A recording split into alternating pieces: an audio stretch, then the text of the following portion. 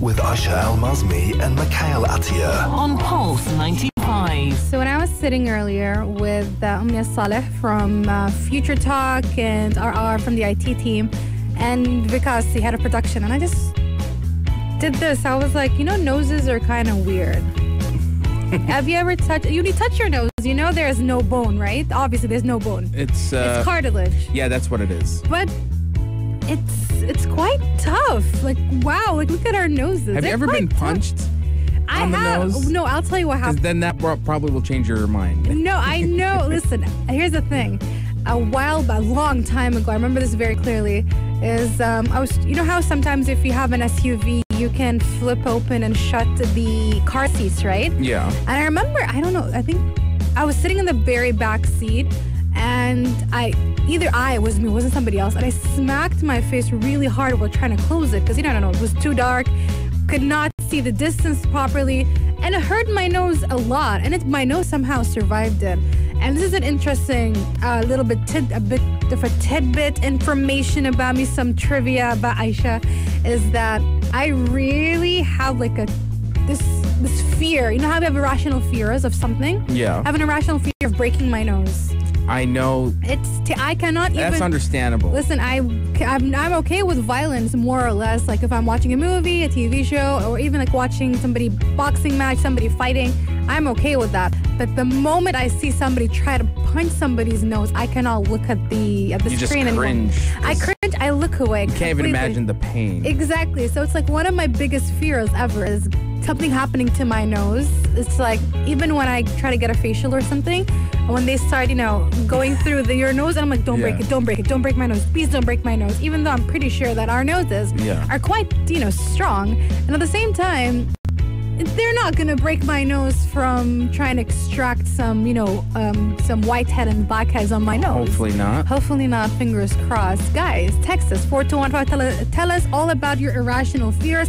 But that's not the focus of what we're doing today. We're focusing, of course, as usual, on our weekly review of WandaVision. Yes, the 4th episode just premiered this Friday, and it finally answered a lot of questions. Yes. Not all of them, but enough to really give us a satisfying discussion that we're going to have later this hour. We're also going to be talking about a cheaper by the dozen movie. There is a reboot being made by Disney, and they've just selected their lead role. I honestly had no idea there was one. I think we spoke about it maybe, or we came across it, and I forgot about it completely. Same here, honestly, because it's not really the movie I think that I want rebooted. Oh, no, absolutely not. To me, Cheaper by the Dozen has its, it has its... I'd say it has its place in my heart. So I was not expecting a reboot, to be honest. Exactly. Also, we're going to be talking about another patent registered by Sony, and it has to do with their PlayStation VR. It seems that they're going to be bringing in maybe a more engaging feature for the virtual reality.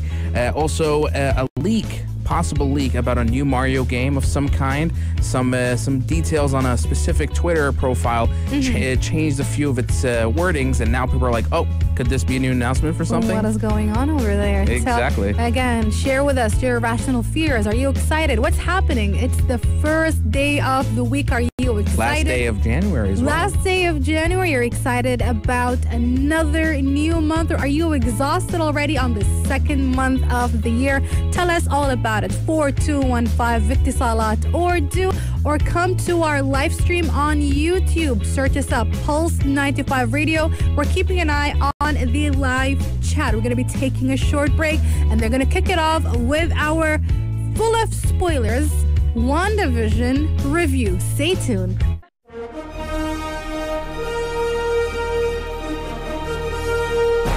Is it an epic or epic failure? The Big Review. Movies, games, and TV in focus. Pulse 95. You know what time it is. It is time for our weekly WandaVision review. Now, this is a big warning, guys. Of course, this is not going to be spoiler-free. We usually do spoiler-free movie and TV show reviews. But for this weekly review, we do not do spoiler-free. We need to dig into those spoilers because there's a lot of details. First of all, I am so happy that Kat Dennings is back. Not Miss Lewis, Dr. Lewis. She was one of my favorite characters from Thor. There were rumors that she was spotted on, WandaVision set a long time ago. Kind of forgot about it. But when I saw her, the moment I saw her on the screen, I completely lost it. I missed her so much. She brought in a lot of that comedy that I missed so much from Thor 1 and Thor Dark World. And we finally figure out what was happening behind the scenes, like whatever we're seeing with Wanda and Vision and Westview. Now we finally see what was happening. And now what was the biggest surprise was how Maria Rambeau appeared after the blip. So this basically confirms that Maria did go away in the blip, the 5-year blip, but Monica remained. And yeah, it was a very interesting way of starting that episode. At first, when she started appearing, I was like, is she in another reality now? Is it Wanda again? Is she doing? And then it clicked that moment, and you can hear, by the way, if you pay attention at the very beginning when she starts coming back, you can hear Captain Marvel saying stuff all the way from the Captain Marvel movie when she goes like, Lieutenant Trouble, you have the best daughter you could have asked for, Lieutenant Trouble. And that was a very cute and nice homage, to be honest. I really like how the episode takes a moment to backtrack to confirm, first off, where is WandaVision really taking place. It's right after the snap, right? And everybody returns. Then 2 weeks later, we find out that Monica Rambeau is the daughter of Maria Rambeau, who is the friend, co-pilot for Captain Marvel. Yeah. A lot of cameos, like you said. I like that, for example... Detective Wu. Detective Wu. Him as well from Ant-Man. Yeah. He brought in a lot of them that were support characters are now main characters in this new organization called the Sword.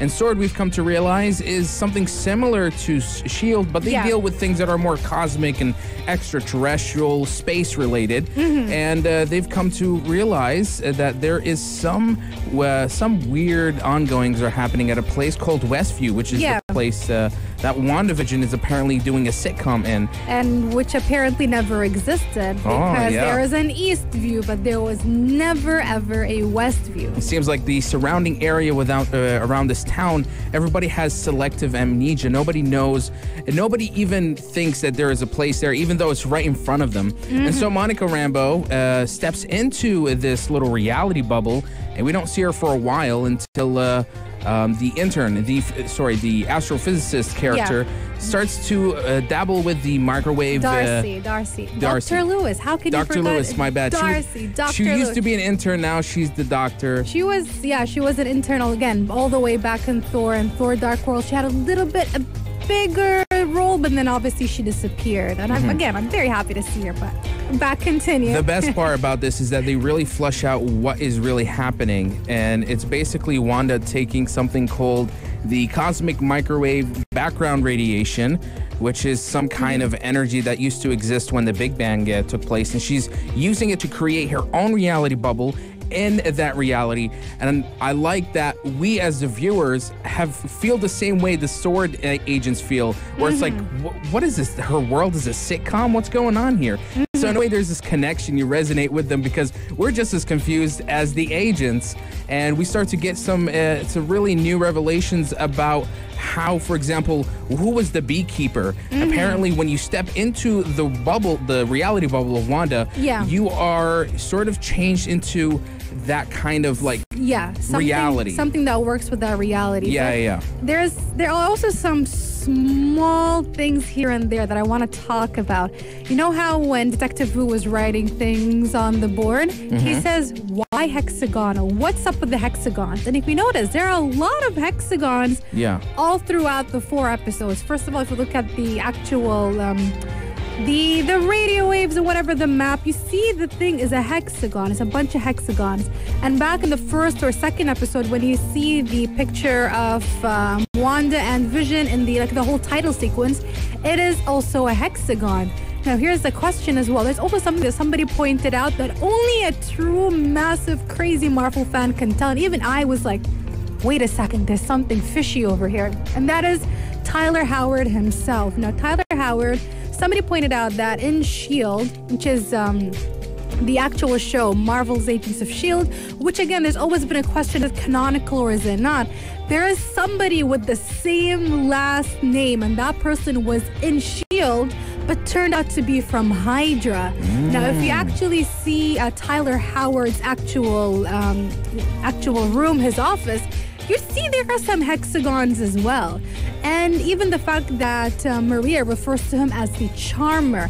And if you guys remember back with the whole S.H.I.E.L.D/Hydra thing, it turned out to be, that actually what we all thought was S.H.I.E.L.D., a lot of people have been lying and have been charming others into believing that no, they are S.H.I.E.L.D., when in fact they are Hydra. So the question is Tyler Howard really who he claims to be? Because we don't know what happened in those 5 years, right? Yeah. Because Maria wasn't here. So we're only getting her point of view. We're getting post-blip point of view. So is he a good person? Is he lying? Has he infiltrated S.W.O.R.D.? Because if somebody infiltrated S.H.I.E.L.D., they must have infiltrated S.W.O.R.D. as well. Don't you think that too? Now that you mention it, he also, in like the first couple of minutes of exposition, he restricts Monica's clearance to handle other investigations. He tells her, this is what you're going to be doing now. And because he says that it was what her mother said, which is understandable, because Monica, obviously, even though she had survived the surgery, for 2 years, she was still alive before the cancer came back and she passed away. So she was also in charge of S.W.O.R.D. for 2 more years before Howard took over, and then he was in charge for 3 years. So with all these questions, we hope that in the next 5 episodes can be somewhat answered. And perhaps, who knows? This probably shows that even though how we talk about Mephisto, but as kind of he's being hinted as a big bad villain. Yeah. There are also speculations on the internet that perhaps, as we also spoke about a long time ago, like back last year, that perhaps Wanda is the actual big bad villain that we're all going to see later on in the upcoming MCU movies and TV shows. That is it for our full of spoiler review of WandaVision episode 4. We're going to be taking a short break. We're going to move on to another TV show, and that is Cheaper by the Dozen. There is a reboot. Have you guys heard of it? And now Zach Braff has been cast into it. Stay tuned for that and much more right here on the Afternoon Karak. Pulse 95. Shout out to any PlayStation VR fans if you guys even use a VR. I've been trying here and there to play some of their library of games. It's taken a couple of years, but there's some really good stuff out there. And now it seems that PlayStation has filed a patent for a technology that lets audience members participate in virtual reality content, making decisions for the active player and messing kind of with them. They show some interesting little diagrams. Apparently this patent was filed back in October 2020, but now just got released for public knowledge. And some of the stuff that they show is, for example, there's one player in a VR headset and he has to deal with a situation, and he has a couple of options, but those options are not for him to choose. It's for the people who are spectating. Yeah. Basically, they're probably going to be on their phones voting on it. They'll have a voting prompt, and they can select something that the player in the VR is going to have to use. Maybe something that will be useful or something that will hinder his, experience just for like goofs and laughs. Yeah. And I really like this. It's what I can see the potential in this is a party game VR, one that is not only played by you but by others, because VR is always like a solo experience, you know, and everybody's just kind of watching. But what if you got the people watching to engage and to have something that is super interactive? Because it reminds me of their PlayLink games that they had. One that I always play is Power, Knowledge is Power, which is a trivia. Everybody gets their phones on, like Jackbox Party, and everybody just like has fun throwing, trying to hinder each other from, answering the questions in time, trying to get to the first place. Super fun. So to bring that into VR, that would be awesome. Now, the interesting thing about this patent is that they don't exactly say what the spectator devices are. We're just speculating that it could be mobile phones. I mean, that's the logical thing. Maybe some sort of app, maybe the PlayStation app, or maybe they're going to release something that is called like a VR PlayStation app, similar to how Nintendo has an app where you can chat through it when you're playing online. So So we just need to wait and see, especially since just because there's a patent doesn't really mean that anything will happen with it. But this sounds incredibly cool. We cannot wait to talk about it if it eventually becomes just real. Wishful thinking at the moment. Wishful thinking. We're going to take a break. We've got the sports headlines coming up. And then, of course, we have our rumors. Stay tuned for that and much more right here on Pulse 95. Speculation, gossip, or hoax. Rumor has it. Rumor has it that according to some very diligent Mario and Rabbids fans, they realized that perhaps you might be getting a new Rabbids game on the Nintendo Switch because they noticed that the official Rabbids Twitter account has changed their name and their display picture to Mario Rabbids, and also the picture of a rabbit wearing a Mario hat. And now this could mean literally anything, because we do know that last year it was the Mario anniversary to the 35th anniversary. And if you actually Google it and look up Mario anniversary, it says it will last until March 2021. So we still have a month or two until the anniversary celebrations from Nintendo are done. So what does that mean? Are we getting some sort of crossover?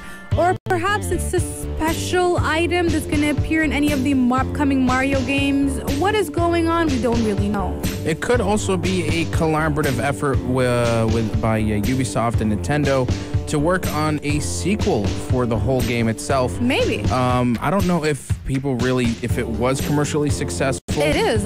When it comes to Rabbids, there is a good amount of people who are massive fans of the entire franchise.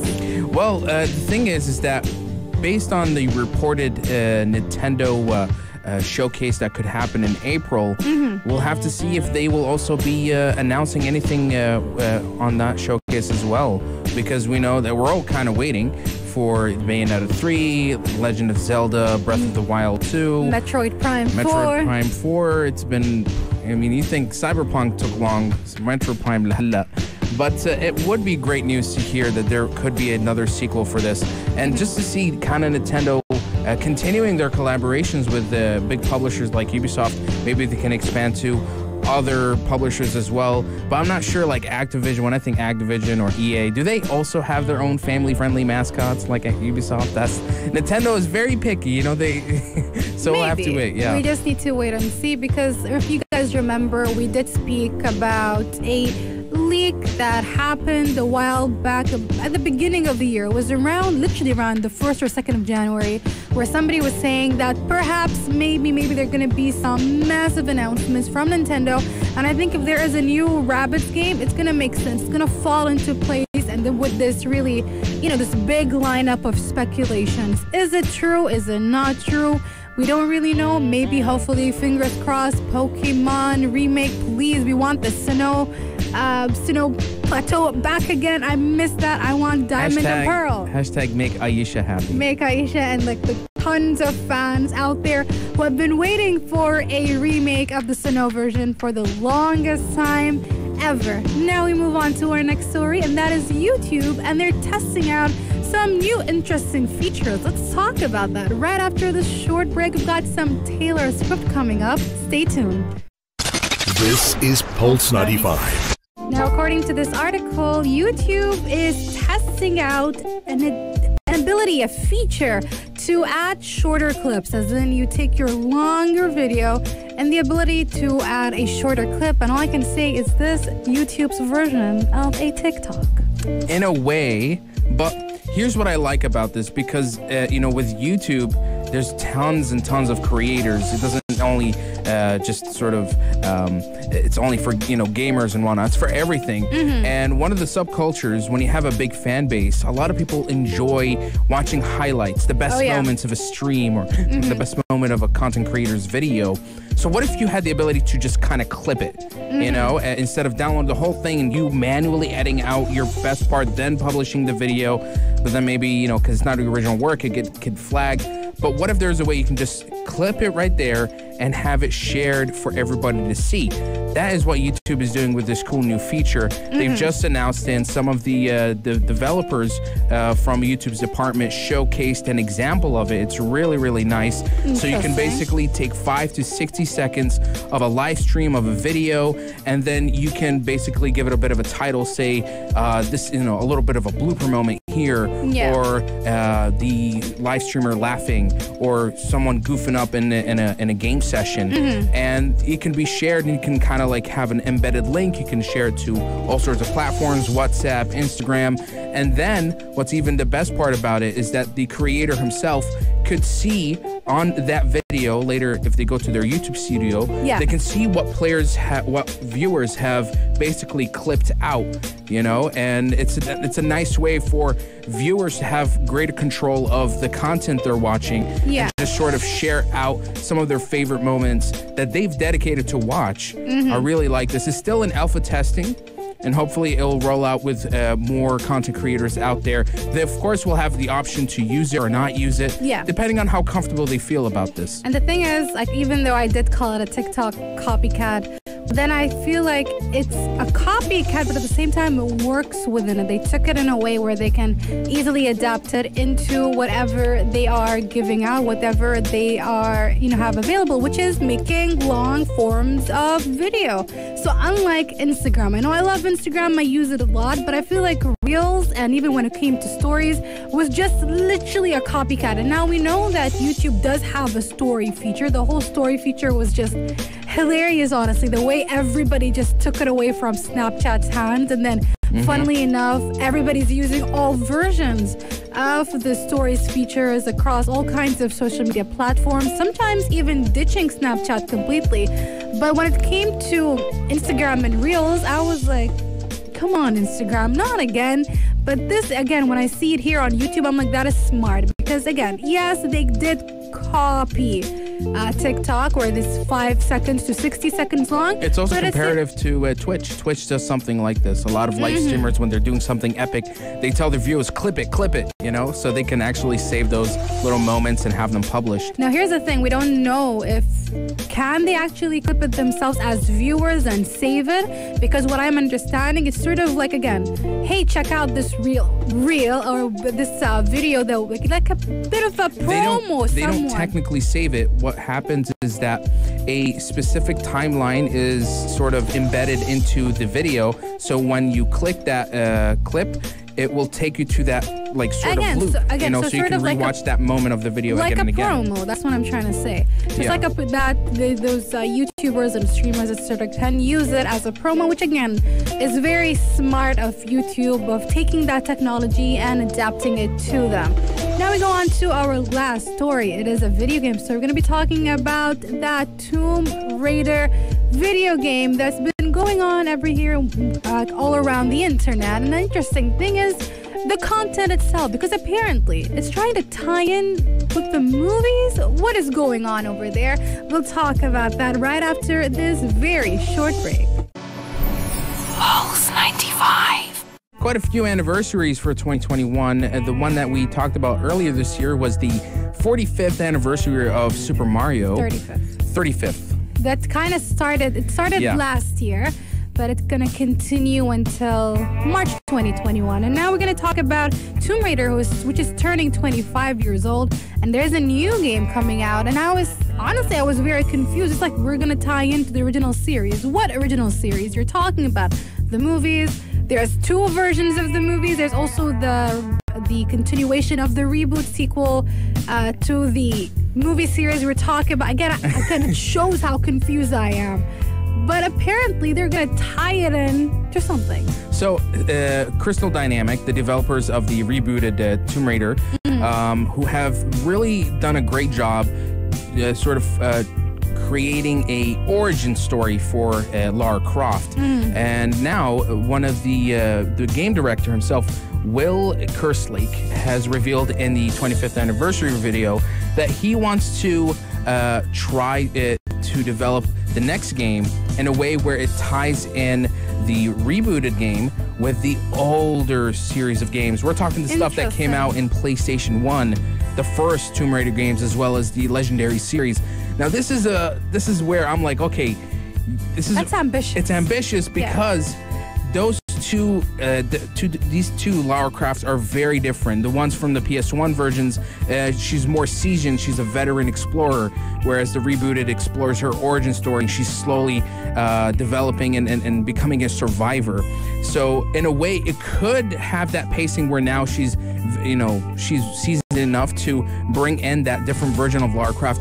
But again, personality-wise, they're so different. Like I said, the older version of Tomb Raider was, voluptuous, you could say. She's more adventurous. She's kind of cocky, where this new one is more vulnerable. She's a survivor. She's trying to be, she's more human, more grounded as a character. Yeah. So to mash these two different Lara Crofts and make them as one canonical thing, you're gonna have to retcon a lot of elements. I'm not sure how you're gonna pull it off. It's, again, like you said, it's super ambitious, but I can't wait to see what happens. Now, the director said there isn't any new announcements on when this game will be happening, but it's definitely in development. And we're gonna have to see what more information we're gonna get on that. All we know for now is we are getting the Tomb Raider anime on Netflix, and the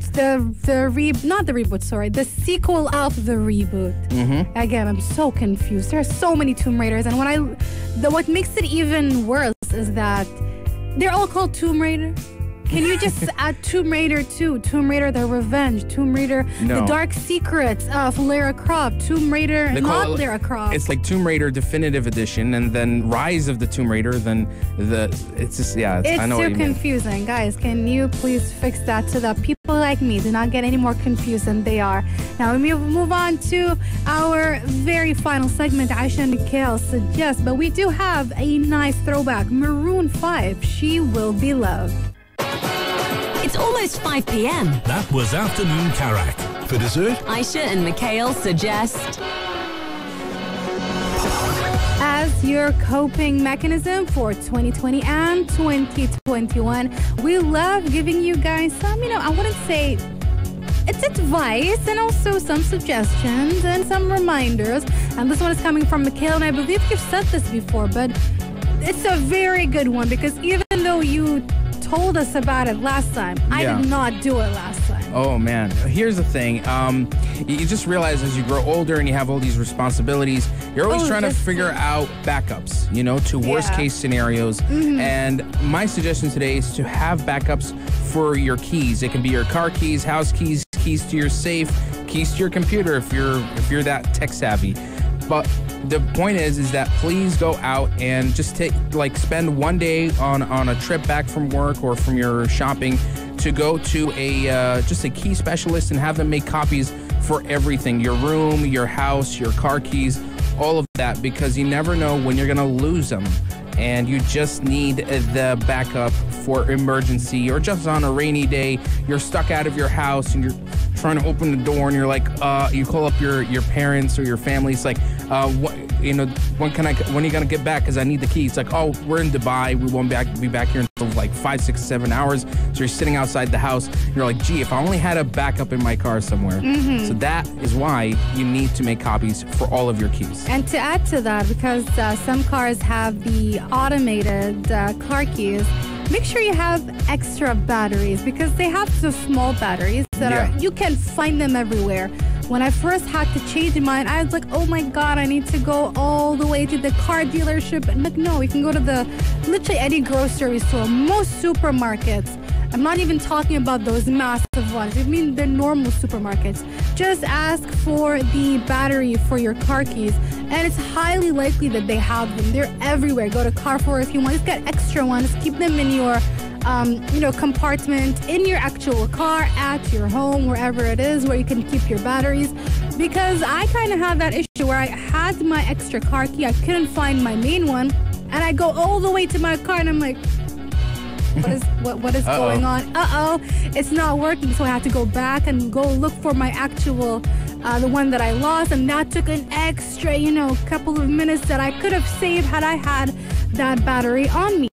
And with that, we end our hour right here on the Afternoon Karak. Remember, guys, if you missed out on any of our conversations, that is okay, because the podcast will be up soon after the show ends, and also because we are streaming live on YouTube at Pulse 95 Radio, a video version will go up there as well. Just a reminder, today we did speak about WandaVision. If you want to hear our conversation about that, again, you can hear it later on within the next couple of minutes, couple of hours, so don't worry. Search us up on Spotify, Apple Podcasts, and Rami, wherever you listen to podcasts. Search up Afternoon Karak and you will find us. Now we'll leave the desk for the lovely duo that is Anna Schofield and Big Has, the fantastic team of Yalla Home, only here on Pulse 95.